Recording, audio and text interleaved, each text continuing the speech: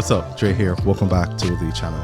So the iPhone 15s are all now official, and you'd have seen a bunch of videos all over social media on the announcements, but now that the dust is somewhat settling a bit and we're getting more and more details on some of the things Apple didn't announce at the event, I think it's time to actually do a little bit more of a deep dive into really figuring out if now is the right time to upgrade from something like the very wonderful and very reliable iPhone 13 Pro to the new 15 Pros. Now, of course, when you look at the upgrades on the 15 Pro when compared to last year's 14 Pro, the changes are pretty minimal. However, the changes are much more vast when compared to something like the iPhone 13 Pro, considering that this device is now just about a couple of years old. So while I've spent a lot of time with the iPhone 13 Pro, and just before putting my pre-order in for the new iPhone 15 Pros, yes, spoiler, I've gone ahead and I've done some research. So let me actually share with you my top 5 reasons why I personally think you should be upgrading,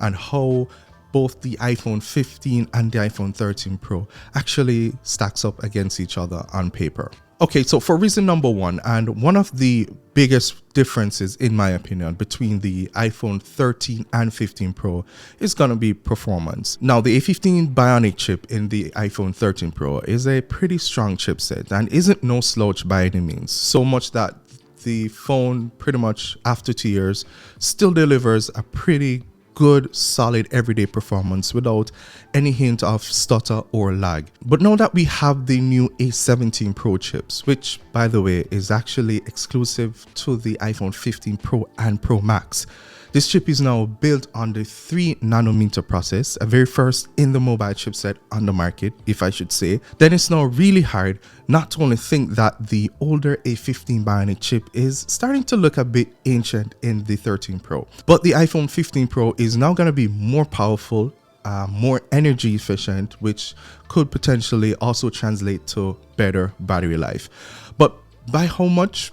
Well, I guess we'll have to wait to test this out once I actually get my hands on the device. So definitely get subscribed to the channel to see those videos once they go live. Moving on to reason number 2, and it's the second biggest reason for me personally, and that's the cameras. Okay, so the iPhone 13 Pro has a pretty decent setup here with 12 megapixel main, ultra wide and E3x telephoto lenses that can take really great photos and images in a well lit and low lit conditions. Now, I did some comparisons with the cameras here on the 13 Pro to the Pixel 7 Pro, and the iPhone definitely beat out the Pixel in some instances.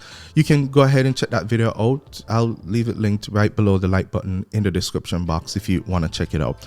But the iPhone 15 Pro on the other hand, man, it has a few big upgrades when compared to the 13 Pro. It has a big jump in camera performance in the form of a 48 megapixel sensor, better sensor shift OIS, and of course a better image processing tech. The iPhone 15 Pro is also going to be capable of capturing 4K resolution videos at up to 60 frames per second in Apple's ProRes format, as well as capturing with log format for more flexibility in color grading and color correction. Now, I mean, these are just some of the upgrades that's actually coming to the 15 Pro. Apple actually went on about a couple of new and pretty cool features on the cameras to come, and it's probably honestly the first time in my opinion that I feel like the Pro iPhones are feeling a bit more pro. So if you're big on making videos and capturing photos on the iPhone, then I think you'll actually enjoy the boost that the iPhone 15 Pro is gonna be offering. All right, let's talk about reason number 3, and that's gonna be the materials and the build quality. So when compared to the iPhone 13 Pro again, the iPhone 15 Pro here should feel more comfortable in the hand with more curved edges. That should fit pretty nicely into the palm of the hand. We're also seeing slimmer bezels on the 15 Pro, which also means, yes, this device is going to be slightly thinner and shorter than the iPhone 13 Pro, making it a slightly more pocketable option that I very much welcome. But that's not the big thing here. Apple actually has upgraded the materials from the stainless steel that we've been all accustomed to long before the iPhone 13 Pro to now a pretty awesome, pretty nice looking brushed titanium finish, which means the 15 Pro is going to be lighter than the 13 Pro, and it's also going to be less of a fingerprint magnet as we've been seeing on the shiny stainless steel versions of the iPhone 13 Pro.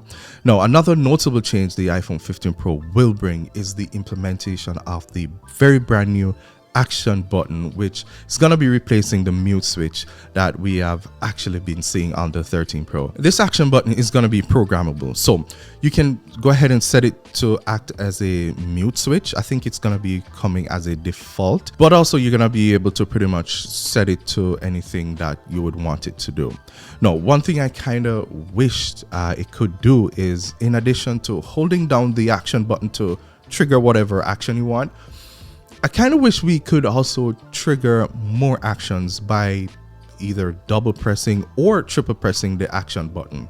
Now, I don't know if it's gonna be possible or if it's already possible, but the early hands-on videos that I've seen doesn't show that. So again, we'll definitely have to wait to see if it's gonna be a thing, or maybe it could be coming in a software update. But again, it's gonna be interesting to see how having this very new action button works out using on more of a day-to-day basis. Now, for reason number 4, the dynamic island. Now, bear with me. Yes, we've already seen this being implemented in last year's iPhone 14 Pro, but hey, we're upgrading from the 13 Pro, so it's gonna be pretty much a fresh thing for people who are just upgrading. And it also means that developers has had a full year of maximizing the functionality of this tech. So we can definitely expect people who are just not looking to upgrade to have even more apps taking advantage of this dynamic island tech. Now, for those of you who aren't quite sure what this dynamic island is, well, it's essentially a redesigned notch that's shaped like a pill, sitting just a couple millimeters below the top of the display. It changes its shape to display different information, be it the timer that you're currently running or music controls for music you're listening to.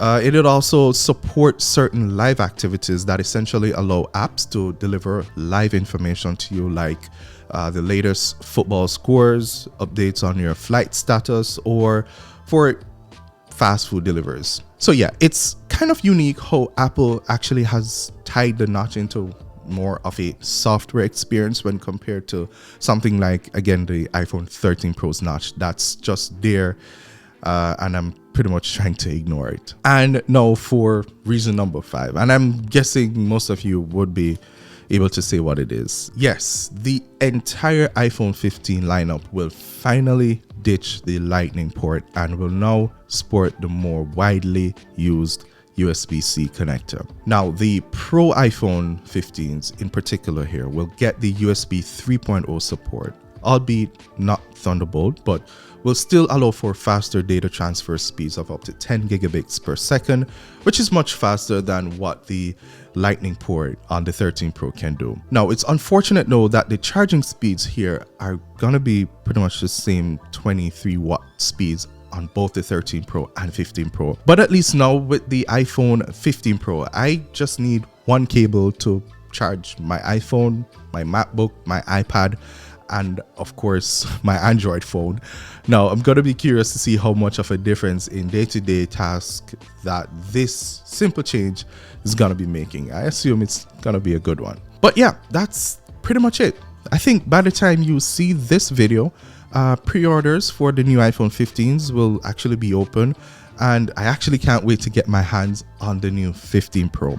I'm not quite sure which color that I'm gonna be going with as yet, but look out for my unboxing video coming along with a bunch of tests. So again, ensure you're subscribed to the channel so you definitely won't miss out on those videos when they are live. But leave a like on this video as well if you pretty much enjoyed it and you found it helpful.